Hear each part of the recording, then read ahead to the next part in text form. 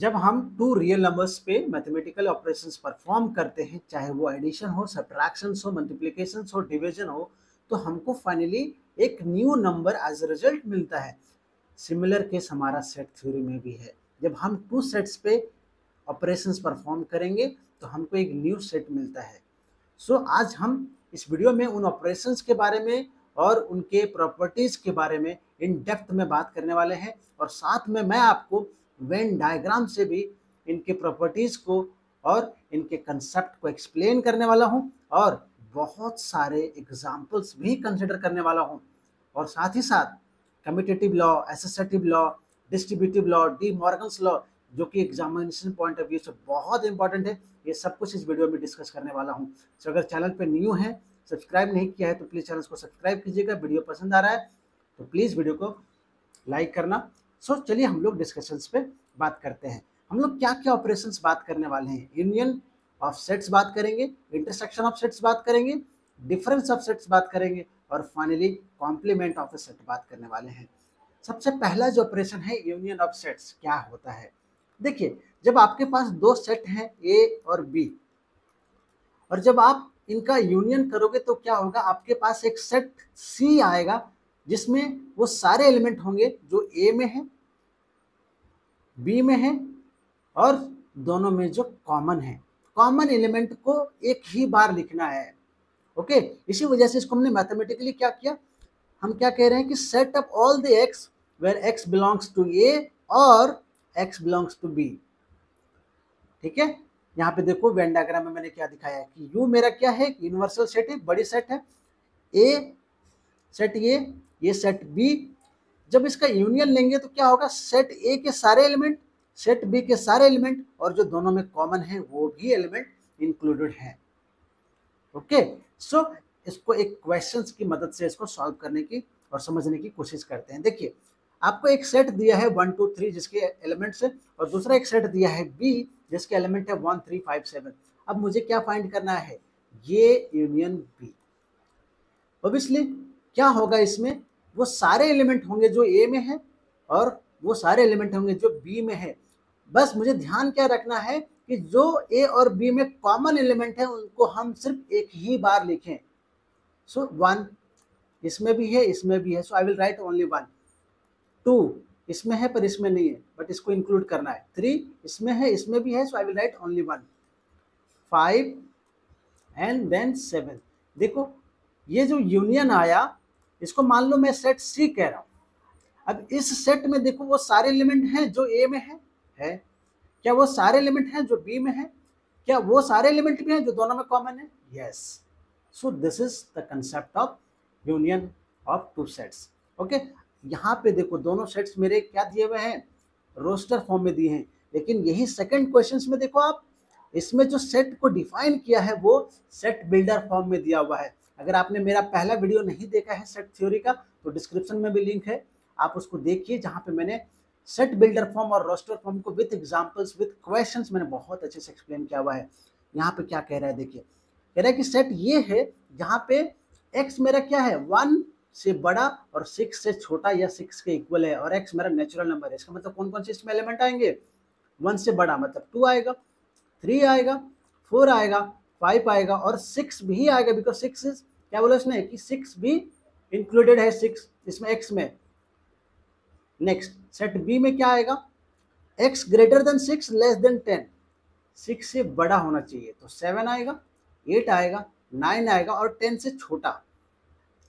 अब इनका मुझे क्या करना है, यूनियन लेना है। इसका मतलब क्या हुआ, एक ऐसा सेट फाइंड करना है जिसमें ये दोनों के एलिमेंट्स मौजूद हो। ओके, देखो 2 3 4 5 6 7 8 9। यहाँ पे देखो, जब मैं यूनियन फाइंड किया तो उसमें ए के सारे एलिमेंट्स हैं 2 3 4 5 6, बी के सारे एलिमेंट्स हैं 7 8 9। So this is my union of two sets A and B.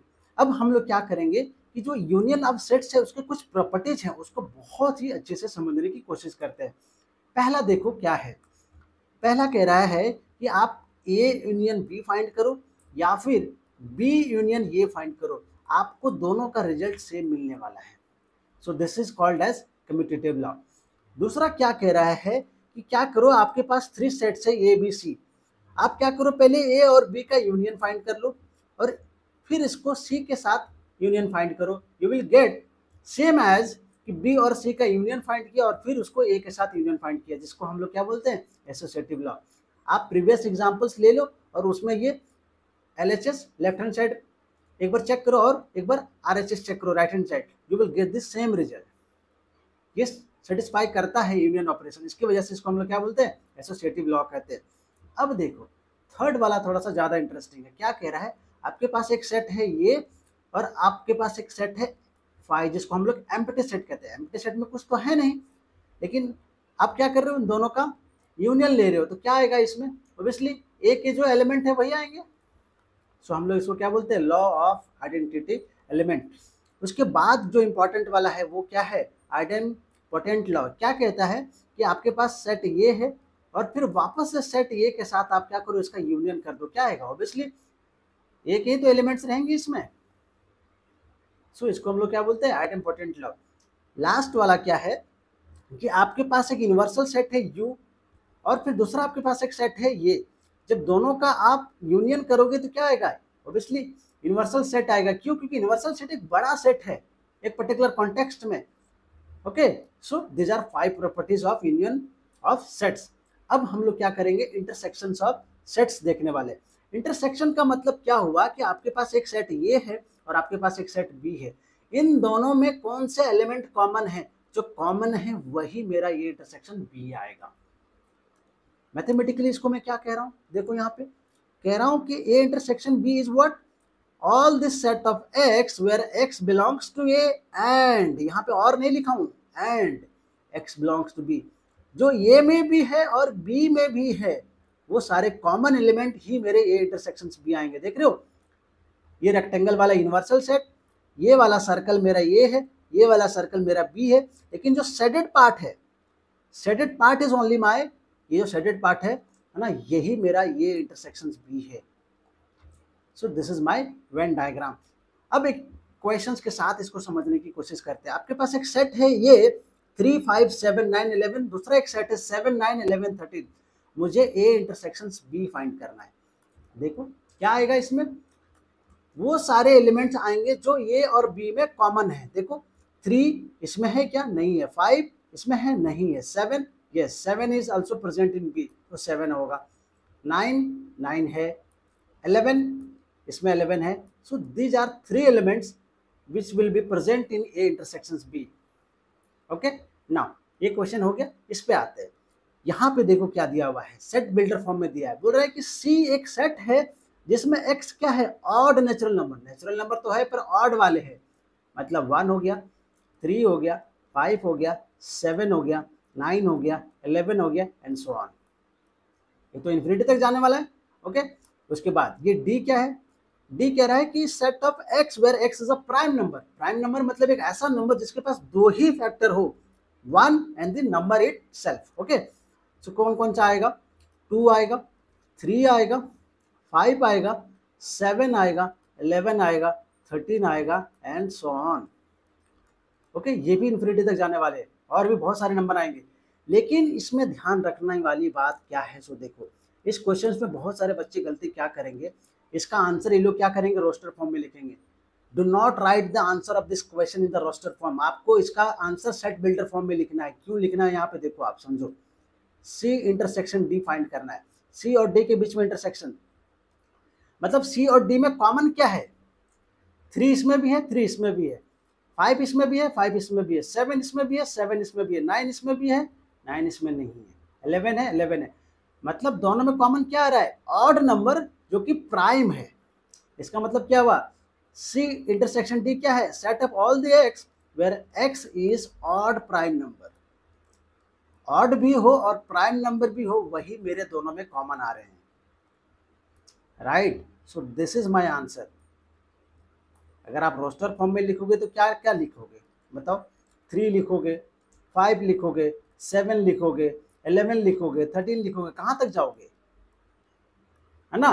तो ये इसी वजह से इसको हमको क्या करना है, इसको हमको इसको सेट बिल्डर फॉर्म में लिखना है। This is my correct answer. Okay, next हम लोग चलते हैं कि इंटरसेक्शन ऑफ सेट्स के क्या क्या प्रॉपर्टीज हैं।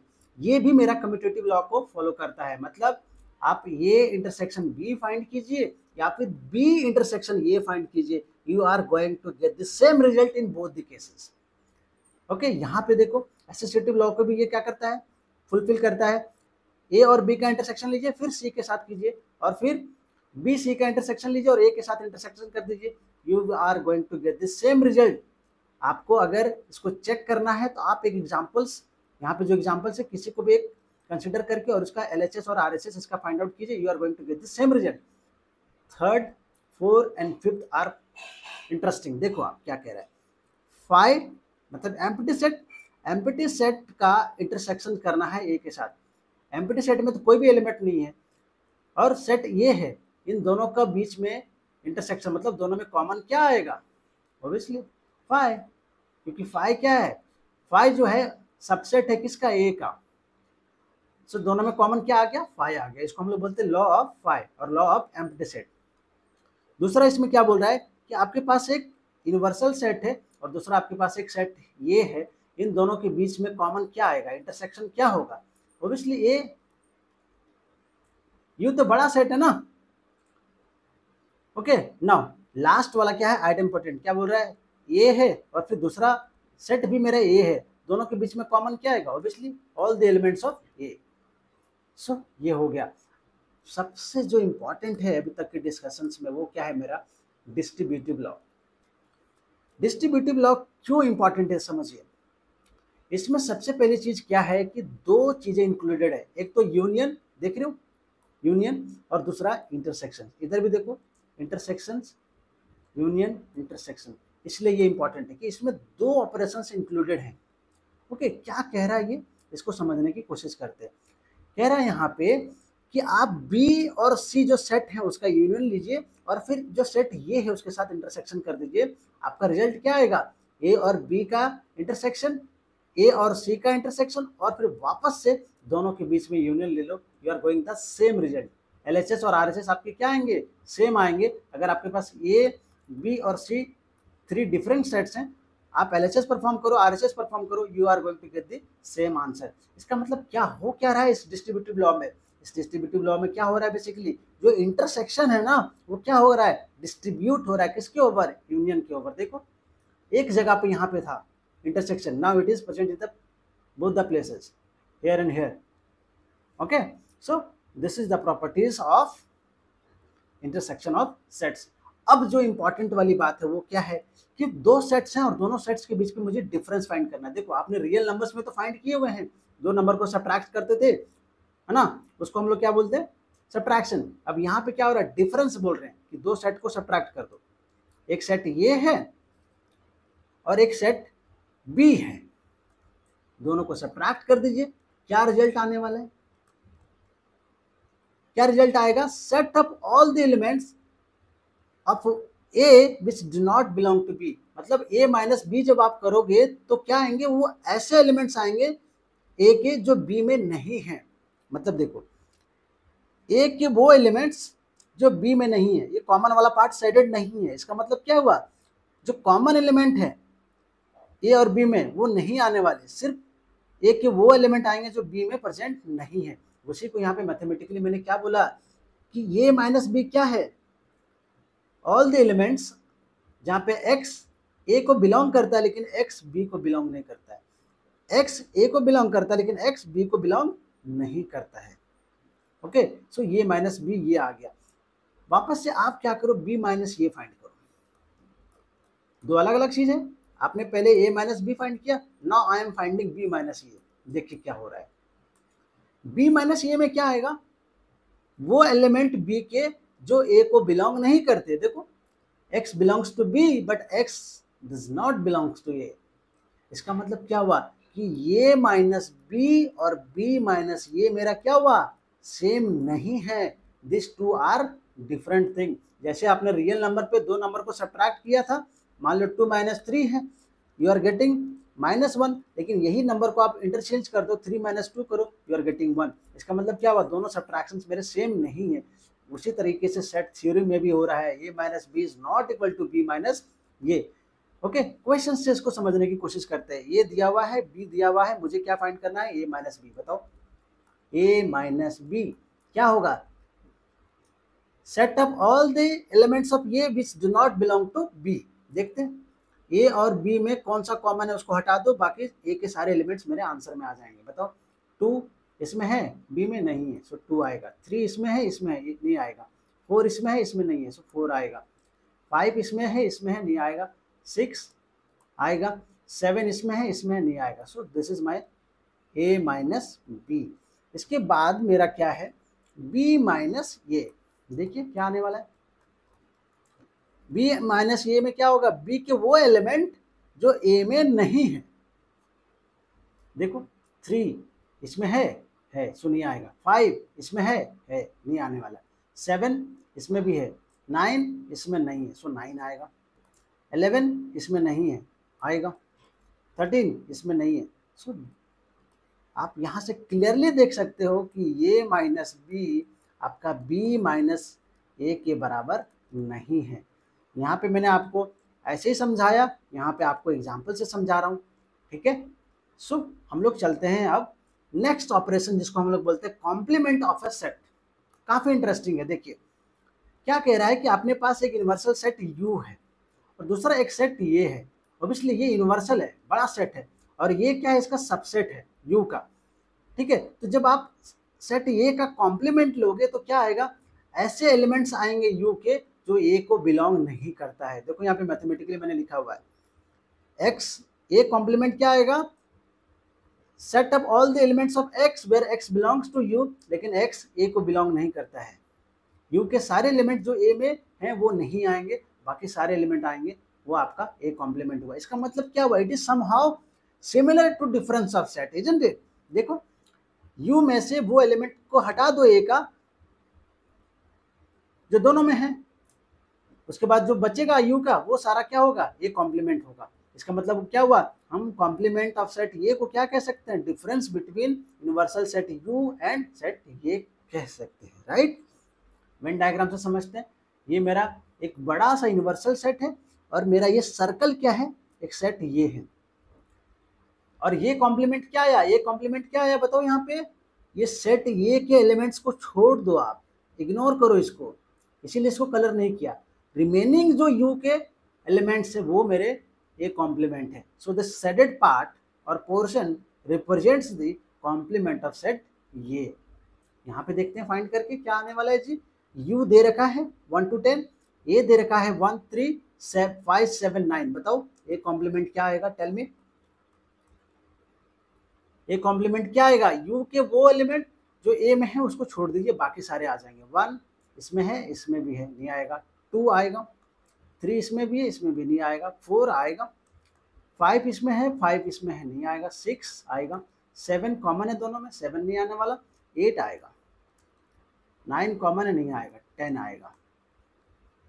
सो 2 4 6 8 10 आया। So this is my answer, A complement, ठीक है। अब यहाँ पे एक न्यू चीज सिखाने वाला हूँ आपको, देखो बहुत इंपॉर्टेंट है कि ए कॉम्प्लीमेंट आया उसका फिर से कॉम्प्लीमेंट लो। देखो यहाँ पे ए कॉम्प्लीमेंट आया, इसका वापस से कॉम्प्लीमेंट लो, क्या होगा, वो बोल रहा है कि इस बार क्या होगा, यू के वो एलिमेंट आएंगे जो ए कॉम्प्लीमेंट को बिलोंग नहीं करते हैं। मतलब बेसिकली क्या आएगा, ए आएगा 1 3 5 7 9 मेरा आएगा, और ये क्या है, बेसिकली ये है। इसका मतलब क्या हुआ कि ये कॉम्प्लीमेंट का फिर से कॉम्प्लीमेंट लोगे तो क्या आएगा, वापस से आपका सेट ये आ जाएगा।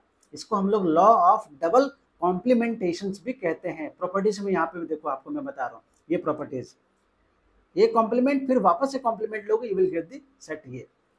फिर कॉम्प्लीमेंट लॉज क्या कहता है कि आपके पास ये है और फिर दूसरा क्या है, ए डैश है, मतलब ए कॉम्प्लीमेंट है, इसका यूनियन लोगे तो क्या आएगा, ऑब्वियसली यूनिवर्सल सेट आएगा।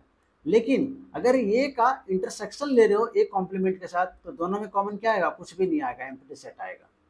सो ये हो गया आपका कॉम्प्लीमेंट लॉज, ये हो गया लॉ ऑफ डबल कॉम्प्लीमेंटेशन। ये देखो यहाँ पे थर्ड वाला क्या कह रहा है कि एम्प्टी सेट का कॉम्प्लीमेंट लो, क्या आएगा, यूनिवर्सल सेट, और यूनिवर्सल सेट का कॉम्प्लीमेंट लोगे तो क्या आएगा, एम्प्टी सेट। सो ये अपना थर्ड हो गया। और लास्ट सबसे इंपॉर्टेंट है वो क्या है, D Morgan's law. D Morgan's law के अंदर में क्या है, दो स्टेटमेंट है। पहली स्टेटमेंट क्या कह रहा है कि आपके पास एक सेट है ए और दूसरा एक सेट है बी, इसका आप यूनियन लो। यूनियन लेने के बाद इसका क्या करो, आप कॉम्प्लीमेंट कर दो। क्या आएगा इसका आंसर, इसका आंसर आएगा A complement intersections of B complement. मतलब ए कॉम्प्लीमेंट और बी कॉम्प्लीमेंट का जो इंटरसेक्शन होगा वही मेरा ये यूनियन बी का कॉम्प्लीमेंट होगा। Okay, this is the first. Second statement क्या कहता है कि अब क्या करो, यूनियन की जगह पे इंटरसेक्शन को लेके आ जाओ, A intersection B, A intersection B perform कीजिए और फिर उसका कॉम्प्लीमेंट लीजिए। क्या आएगा, ए कॉम्प्लीमेंट बी कॉम्प्लीमेंट और फिर उसका आप यूनियन ले लो।